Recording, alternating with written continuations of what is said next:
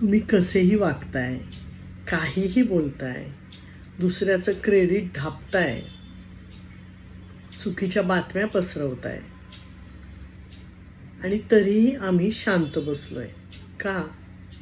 आम्ही काही मूर्ख आहोत का? नाही. अशा लोकांच्या नादाला लागू नये. खोट्या गोष्टींचं वय छोटं असतं. सत्य हे कधीतरी बाहेर येतंच.